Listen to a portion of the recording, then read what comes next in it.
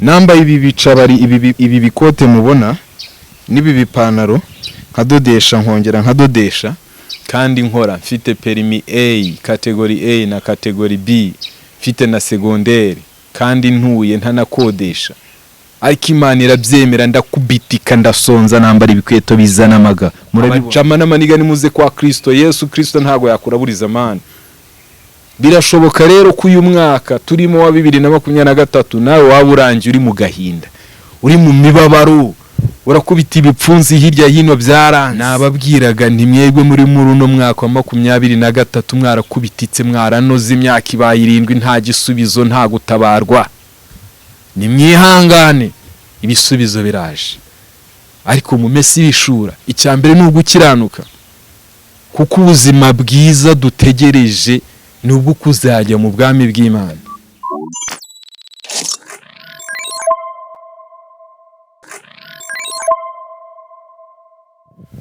Uwiteka niyongera abanezeze mugubwe neza mwebwe mwahisemo kubana natwe mu biganiro byacu bya buri munsi, biganiro turebera hamwe ubuzima bwo mu mutwe uko buhagaze. Uyu munsi twambaye ubucabari ariko mu ndwara zifata ubuzima bwo mu mutwe hashobora kubamo trauma. Harabo tubona bambaye ubucabari tukaba twabita abarwayi bo mu mutwe cyangwa se tukabita abantu babara amacuri batazi gukora ngo biteze imbere, ariko ibihe bibi bijya bibaho bikagira mwana bikagukaranga. Kubera iki nambaye ubucabari n'aya mapantaro meza atya n'ibikote bimeze gutya mubona, ubu n'ubuzima umuntu aba yaraciyemo. Birashoboka ko nawe waba burimo, ariko ndakubwira ko Yesu ni inzira ukuri n'ubugingo kandi Yesu ni igisubizo kuwa mukurikiye ntazakorwa n'isoni. Ndakubwiza ukuri ntago azakorwa n'isoni.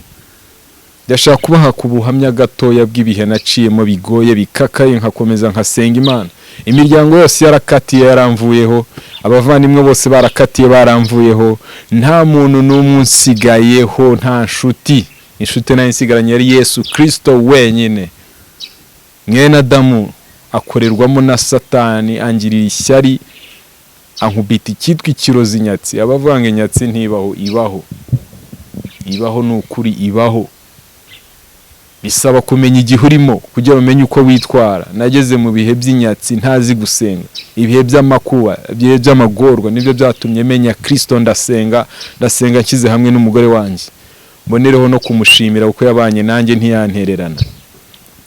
Nambaye ibi bicabari ibi bikote mubona n'ibi bipantaro nkadodesha nkongera nkadodesha kandi nkora mfite perimi A category A na category B mfite na secondaire kandi ntuye ntanakodesha ariko Imana irabyemera ndakubitika ndasonza nambara ibikweto bizana amaga. Murabibona imikandara ndayibura nzirikisha ibintu by'ibideyi kabura igihumbi cyo kugura umukandara cyangwa se ibihumbi 3 byo kubagura indi pantaro. Byari bigishoboka ipantaro ukaba wayigura na 3 biranga guhaha biranga.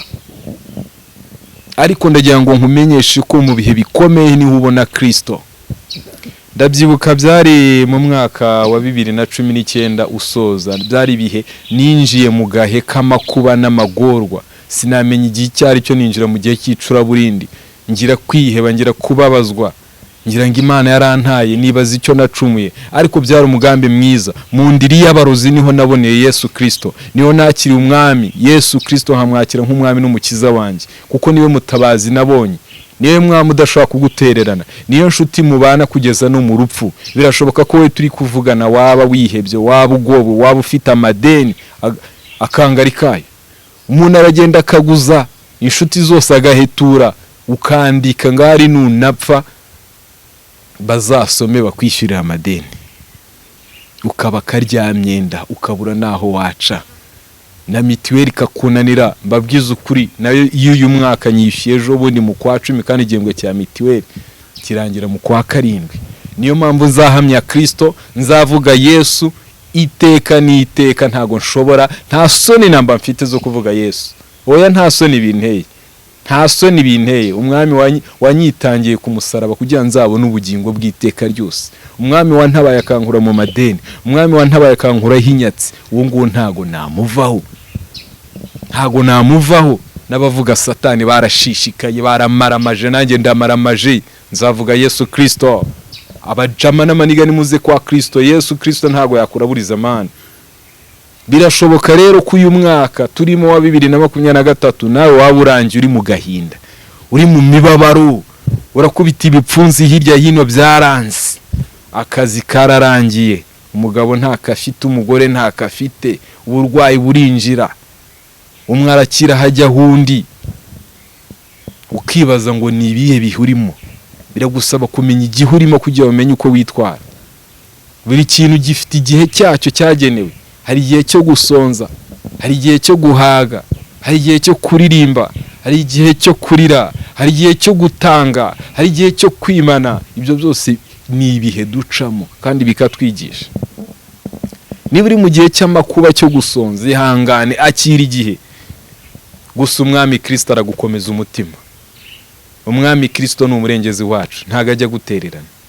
Birashoboka ko wanditse amasezerano n'Imana yavuganye nawe ukabona bitinze gusohora. Oya, Imana iracyabitegurira cyabinoza neza kugira ngo uzayivuge ushize amanga, kugira ngo n'imbere uzabashe kwatambuka niyo haba hakomeye gute, uzavuga ati irya ya Mana yabanye nanjye mu bihe bigoye, iyo niyo nizeye, iyo nizantabara n'ubu. Haleluya. Ndakubwiza ukuri wowe unyumva wikiheba.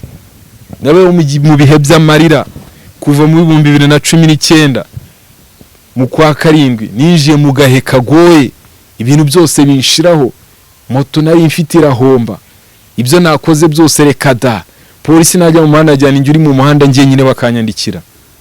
Satani, abambare ba Satani bafite imbaraga, ariko dufite Imana iri hejuru imbaraga zose. Imana iri hejuru imbaraga z'umwanzi Satani. Iyo niyo nkubwira yagutabara, yagukura mu bihe birimo bibi urimo, wikiheba, wikiganyira.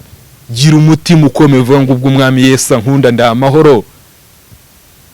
Naho hazi ibyago uvuga ati ndamahoro kuko Yesu Kristo nzi. Upfa kuba ukirana kuri mu nzira ikwiriye. Oya, wikiheba Satani atagutesha umutwe akakubwira ko kwiyarura ari wo muti, ugapfa ukarimbuka, akakubwira ko kujya kwiba ari wo muti, ugafatwa ugafungwa. Oya, tegereza wihanganye, wahirwa wihanganira bimugerageza. Humura, Kristo ntago yakwibagiwe. Humura, Kristo ntago yakwibagirwa, ntago yababaza umuntu wese iteka, igihe cyose iteka. Erega Yesu ajya byemera kubabara kugira ngo unoge. Ntago mba ndi kukubwirira ijambo yumva ntaje mu bihe bikomeye. Nari kubwira gute se? Narinzi ikisi ko wambwiraga Yesu nkanaseka cyane. Nta wansengeye mu bihe bikomeye nari ndimo. Yuri mu bukene nta wagusengera, yuri mu bukene nta wagusura. Biba ari ibihe by'akato, biba ari ibihe by'icuraburindi, ariko muri iryo curaburindi uri kumwe na Yesu Kristo. Ntago ibinkubwira ari inzenya, ntago nabuze ibyo njya gusetsamo. Urwenya sinagutya rumera, ariko komera, uzinjira mu mwaka mushya kandi uzabona ikimenyetso cy'ibyiza. Imana izaguhindurira amateka. Ntago kwa Kristo ari vewiti na visa njya mbibwira abantu, kuko n'abatari kwa Kristo bafite byinshi cyane. Kwa Kristo dufite amahoro y'umutima, dufite kunyurwa, dufite ubugingo bw'iteka ryose. Ihangane, shikama, komera mu bigeragezo.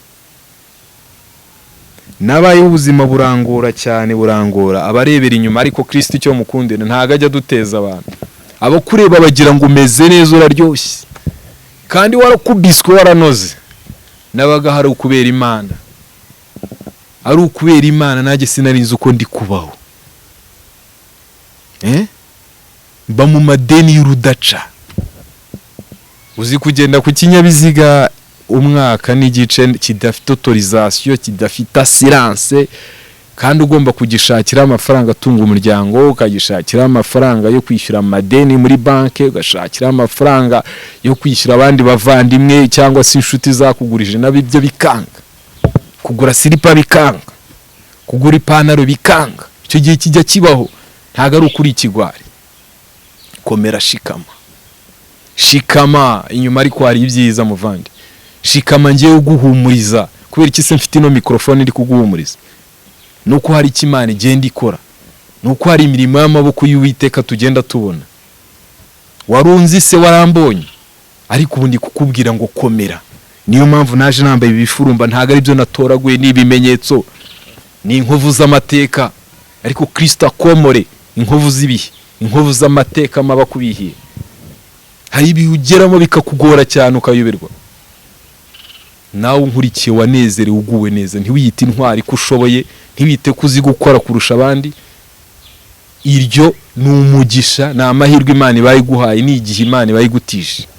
Menya kwitwara neza muri icyo gihe, menya kubana neza n'abantu muri ubwo butunzi. Ubukoresha imirimo nizibukwa mu bwami bw'Imana. Ntago hazibukwa ko wagendaga mu modoka nziza, cyangwa ngo hibuke ko wambaraga amaribaya n'amabuba ahenze n'amakositimu yavuye mu Butaliyani. Oya, abo wagaburiye, abo wambitse, ibyo nibyo bizibukwa. Ibyo bizibukwa. Reka nkubwize ukuri nigendere, none nahacu ejo sahacu. Reka nkubwire nyine nzageraho Imana nyicyurire, ariko nkubiza umurimo wampamagaye hakiri kare. Nguko uko ibintu bimeze. Ihangane, komera. Nzabaha ubuhamya burambuye. Ibi byari ukubahumuriza. Nababwiraga nti mwebwe muri uno mwaka wa 2023 mwarakubititse, mwaranoze, imyaka ibaye 7 nta gisubizo, nta gutabarwa. Nimwihangane, ibisubizo biraje. Ariko mumese ibishura. Icyambere ni ugukiranuka, kuko ubuzima bwiza dutegereje ni ubwo kuzajya mu bwami bw'Imana.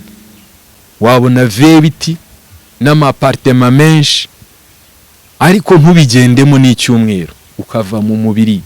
Imbuto zikwiye abamenye Kristo, kuko ubugingo nicyo kintu cy'agaciro kuruta ibindi byose duhora turira dusaba Imana. Duharanira ubwami bw'Imana, ibindi bizaza nyuma. Ariko nanone tukiri mu isi, Kristo aratwibuka, ntago yakubabaza iteka.